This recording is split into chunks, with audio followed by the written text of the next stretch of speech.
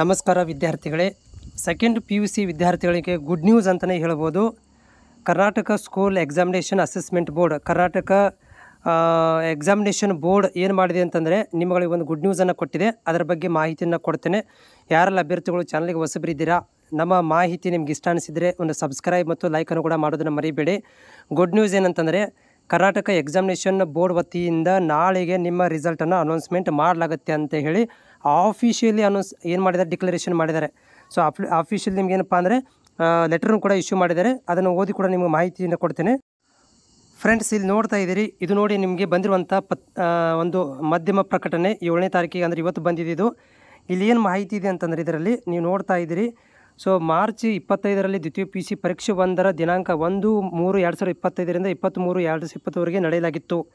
ಎಲ್ಲ ವಿಷಯಗಳು ಉತ್ತರ ಪತ್ರಿಕೆ ಮೌಲ್ಯಮಾಪನ ಕಾರ್ಯ ಮುಕ್ತಾಯವಾಗಿರುತ್ತದೆ. ದ್ವಿತೀಯ PUC ಪರೀಕ್ಷೆ 1ರ ಫಲಿತಾಂಶ ಪ್ರಕಟಿಸುವ ಸಂಬಂಧ ದಿನಾಂಕ 8, ವೆರಿ ಇಂಪಾರ್ಟೆಂಟ್ ದಿನಾಂಕ ನೋಡಿ, 8/4/2025 ಬೆಳಿಗ್ಗೆ 12:30 ನಂತರ, ಮಧ್ಯಾಹ್ನ 12 ನಂತರ ವೆಬ್ಸೈಟ್ ಒಳಗಡೆ ಇಲ್ಲಿ ಕೊಟ್ಟಿರುವಂತಹ ನೋಡ್ತಾ ಇದ್ದೀರಿ ನೀವು, ಕರ್ನಾಟಕ ಶಾಲಾ ಪರೀಕ್ಷೆ ಮತ್ತು ಮೌಲ್ಯ ನಿರ್ಣಯ ಮಂಡಳಿಯ ಮಾನ್ಯ ಸಚಿವ ಮತ್ತು ಶಾಲಾ ಶಿಕ್ಷಣ ಸಾಕ್ಷರತಾ ಇಲಾಖೆಯ ಅಧ್ಯಕ್ಷತೆಯಲ್ಲಿ ಸುದ್ದಿಗೋಷ್ಠಿ ಕರೆಯಲಾಗಿದೆ.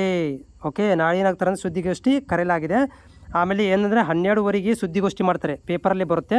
ಅದಾದ ನಂತರ ಏನಾಗುತ್ತೆ ಅಂದರೆ ನಿಮಗೆ ಅಫಿಷಿಯಲ್ ವೆಬ್ಸೈಟಲ್ಲಿ ಓಪನ್ ಮಾಡಿ ಮಧ್ಯಾಹ್ನ 1:30 ನಂತರ ನಿಮ್ಮಗಳಿಗೆ ರಿಸಲ್ಟ್ ಅನೌನ್ಸ್ಮೆಂಟ್ ಮಾಡ್ತಾರೆ. ಅಂದರೆ ನಾಳೆಗೆ ನಿಮಗೆ ಮಧ್ಯಾಹ್ನ ನಂತರ ರಿಸಲ್ಟ್ ನೋಡಲಿಕ್ಕೆ ಸಿಗುತ್ತೆ. ಇದೊಂದು ಗುಡ್ ನ್ಯೂಸ್.